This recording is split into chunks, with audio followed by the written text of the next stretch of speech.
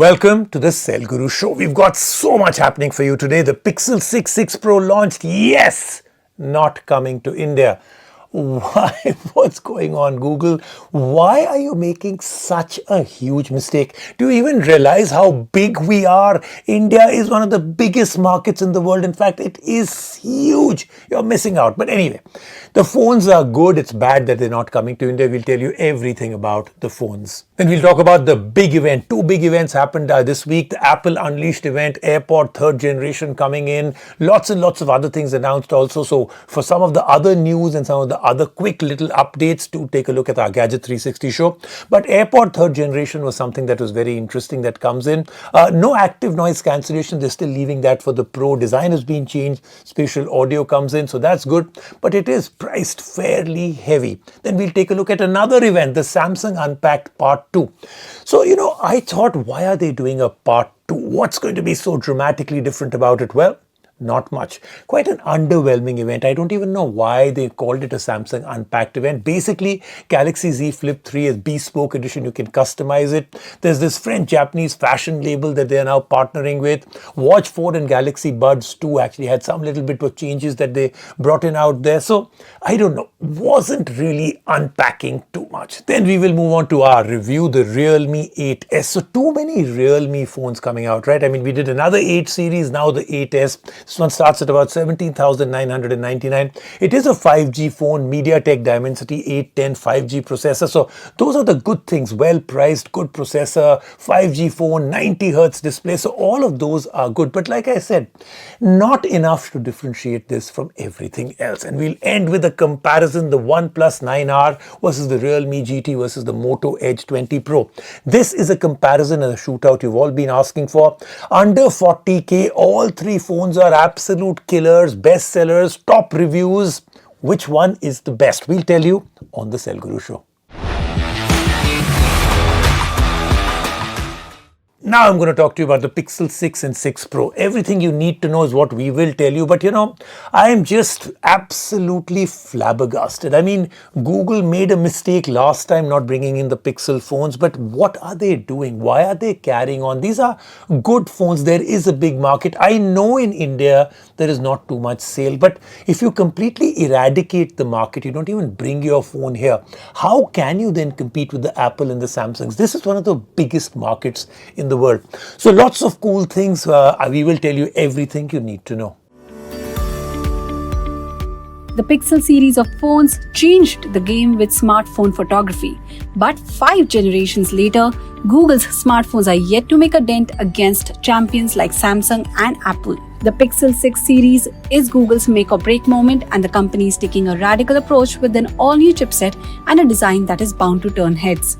While the phones aren't making their way to India, the Pixel 6 and the 6 Pro are Google's most important phones, thus far and simply put, too important to not be talked about. Will Google's first true blue flagship set the smartphone world on fire?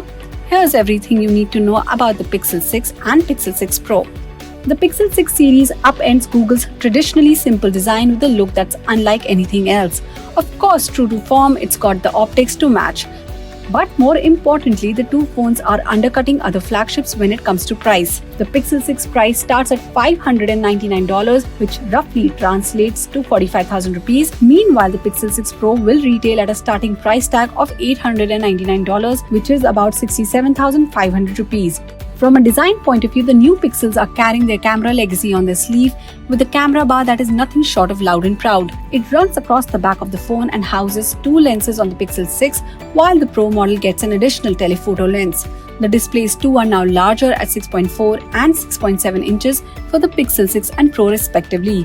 While both are AMOLED panels, the Pro gets an upgrade to 120Hz over the 90Hz refresh rate supported by the Pixel 6. Google's G logo placed at the back is reminiscent of the earlier models and an aluminium mid-frame holding the phone together. The build quality belies the price and the phones are suitably premium. The big headline feature of these phones is their new processor. Google's custom-designed ARM system on chip called Tensor is 5 years in the making. Google claims that it can take on the Snapdragon 888, the current choice in chipset for Android flagships. However, Google's emphasis is less on raw power and more on the other capabilities of the Tensor chipset, namely AI and ML algorithms that will enable new experiences like a magic eraser tool that can remove objects and photo bombers from your pictures. More on that in a second. The Pixel 6 pairs the new chip with 8GB of RAM, while the 6 Pro gets an additional 4 for a total of 12GB. Coming to the optics, the Pixel 6 has a dual camera setup that houses a 50MP primary sensor and a 12MP ultra-wide shooter. There is an 8MP front camera for selfies. The Pro model takes this up a notch with a triple rear camera setup, adding a 48MP telephoto lens to the same primary and ultra-wide cameras as the regular model. The telephoto lens offers 4x optical zoom. An upgraded ultra-wide angle 11.1 selfie camera sits at the front, letting you capture large groups of people. Interestingly, both phones come with a new feature called the Magic Eraser. This helps remove unwanted people and other objects from a processed photo in a single tap. Then there are preloaded features like motion mode that brings preset action pan and long exposure option. Critically, Google is talking about Real Tone that is claimed to use software algorithms to offer more accurate colors when dealing with the people of color and darker skin tones. The phone also includes Face Unblur, which guarantees a sharp and in-focus face, as well as manual white balance adjustment, amongst other Google's exclusive camera-focused features. The phones are rated for all-day use, with the Pro model packing a large 5003 mAh battery. The Pixel 6, on the other hand, ships with a 4614 mAh battery. Both phones support 30-watt wired fast charging and wireless charging, up to 21 watts on the regular Pixel and 23 on the Pro. The new Pixels ship with Android 12, and Google says these phones will get a minimum of 5 years of security patches, longer than any other Pixel before. The Android upgrade promise, however, stays at 3 years. While it remains doubtful that Google will reconsider its decision to bring the Pixel 6 series to India, the stunning colors, sweeping enhancements, and attractive price make it clear that this one's a big miss for Android fans in the country. Let's move on now to the Airpods 3rd generation launched at Apple's Unleashed event. So it's taken too long to upgrade. I understand that Apple takes its time, but this is almost ridiculous. It took years to upgrade, at least have a 1-year cycle on these. So what do they have? Spatial audio, so that's the 360 sound feature on board. Design change, slightly shorter stalks like the Pro. The stalks have touch sensors. But I think the big mistake here, no active noise cancellation. At this price point of 18,500, I don't think there is anybody else playing in this area without active noise cancellation. So anyway, let's take a look. The first pair of true wireless earphones to leave a true mark on the industry, the Airpods are back in a fresh avatar. 2 years since the launch of the second generation Airpods, Cupertino has revealed the next iteration of its most popular audio products, and the changes are sweeping. The most noticeable change has to be design. The Airpods created the blueprint for 1,000 copycats, but now the 3rd generation Airpods are taking inspiration from the Airpods Pro and feature a shorter stalk and a more rounded finish to bring it in line with modern trends. The contoured design should also give it a better fit in the ear. The stalks have force sensors integrated in them for better control over play and pause.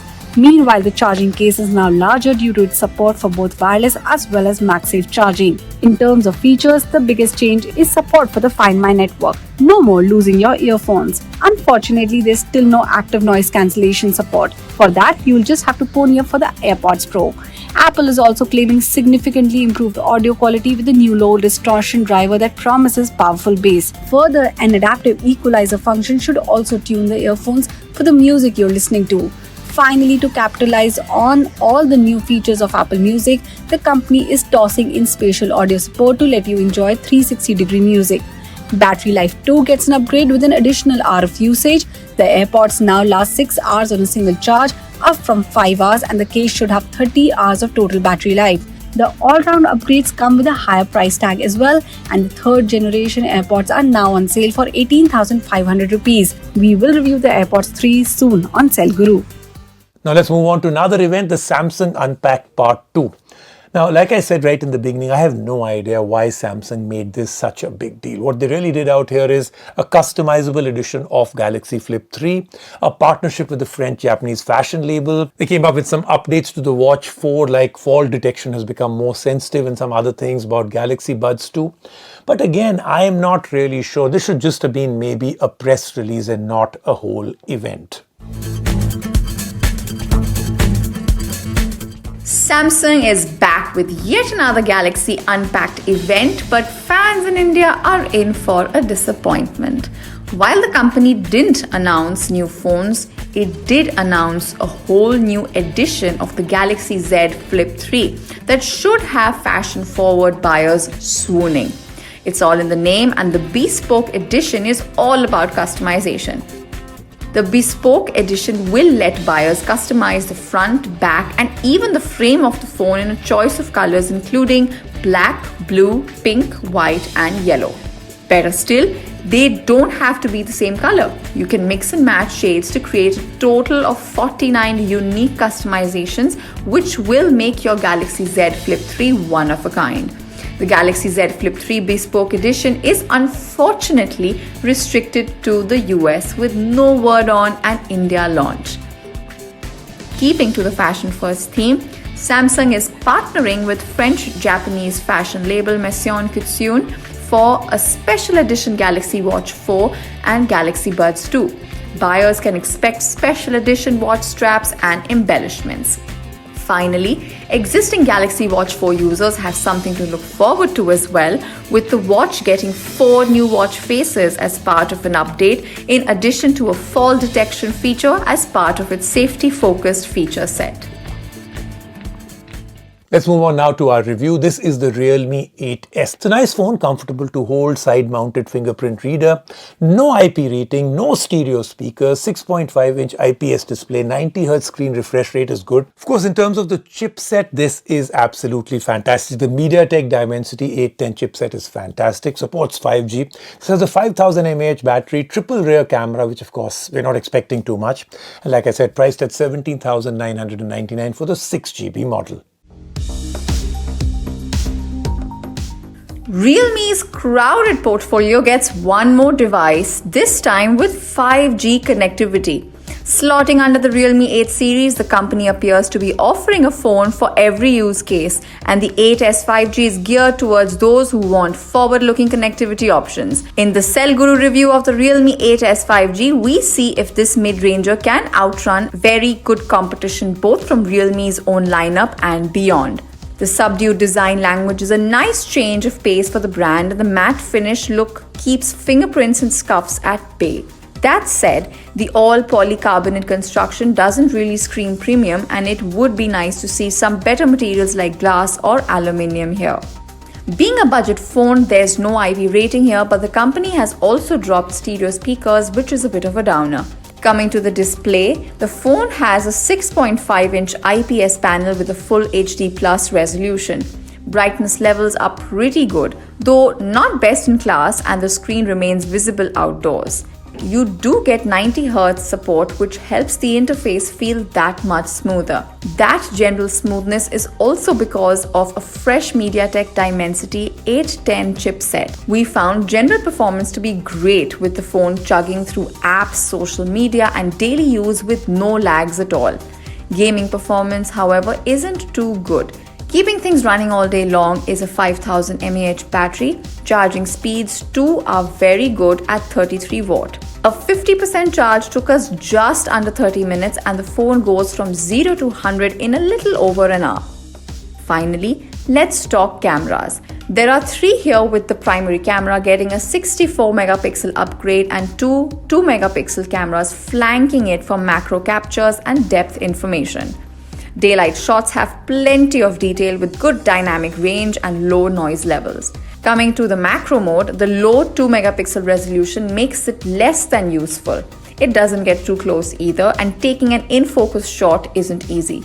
The lack of an ultra-wide shooter or telephoto lens also put the phone at a significant disadvantage against alternate options in the segment. Moving over to the selfie camera, the Realme 8S 5G impresses with true-to-life color and excellent details. You might want to turn down the beauty mode a bit though.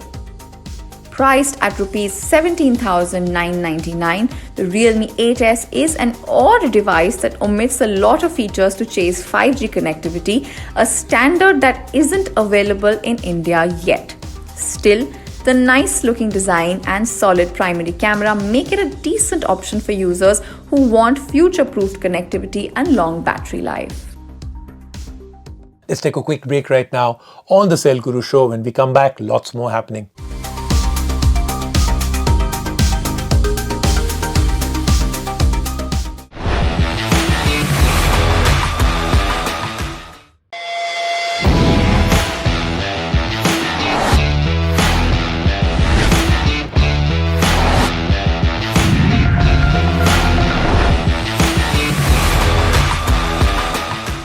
Now let's move on to our story that I think is epic. OnePlus 9R versus the Realme GT versus the Moto Edge 20 Pro. We'll do a complete shootout. Looks, design, material used, the screen, the processor, cameras, special features, everything.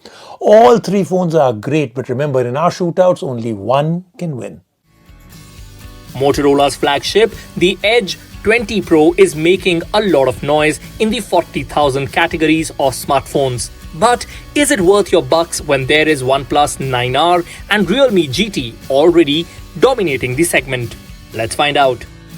For users wanting to stand out of the crowd, the Realme GT is a looker, and the handset will attract eyeballs every time you take it out of your pockets. The back of the phone makes use of a dual-tone finish comprising a black stripe that extends from the device's camera module. We personally love the vegan leather finish on the yellow racing colorway, which is a breath of fresh air in this segment of phones. Both the OnePlus 9R and Moto Edge 20 Pro are also well-designed traditional phones. Up front, all three come with a big, bright display which makes consuming any type of media a delight.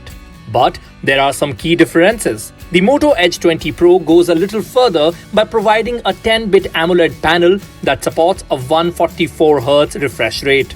Inside, both the OnePlus 9R and Moto Edge 20 Pro come with a Snapdragon 870, whereas the Realme GT comes equipped with a top-of-the-line Snapdragon 888. Performance is fast and brisk on all three as expected, with no noticeable lags to be found in our time testing. User experience on a device plays an important role, and this is where OnePlus and Motorola score brownie points. And if gaming is what you desire, the Realme GT has a dedicated GT mode that improves the performance by cranking up the CPU and locking the refresh rate to 120Hz. The Moto Edge 20 Pro also has an advantage as it supports a 576Hz touch sampling for faster response time, which is perfect for gaming. Great camera performance is something flagships still have an edge, but by no means the difference is huge. The main sensor on all three phones produces images with good dynamic range, detail, and accurate colors. The 16-megapixel ultra-wide on the Moto Edge 20 Pro and OnePlus 9R has plenty of detail with a good field of view as compared to the Realme GT. The selfie shooter on all three is satisfactory, producing reasonable skin tones. Moving on to the battery. All three pack an identical 4500 mAh battery pack that can easily last a day of moderate use. Both the OnePlus 9R and Realme GT come with a 65-watt fast charger to juice up the battery in a jiff, whereas the Moto Edge 20 Pro packs a 30-watt fast charger which pales in comparison to what the competition is offering nowadays. Priced at $37,999, the Realme GT offers the best value for money and has all the making of a flagship killer, with the only chink in its armor being subpar camera performance. If users can look past this, the Realme GT is the best value flagship under 40,000 rupees and is our pick of the lot. Now that was an epic shootout, but that's all we have for you on the Sale Guru Show this week. But do join me next week, our Diwali special, and we'll also be comparing and reviewing many products on it. See you on the show.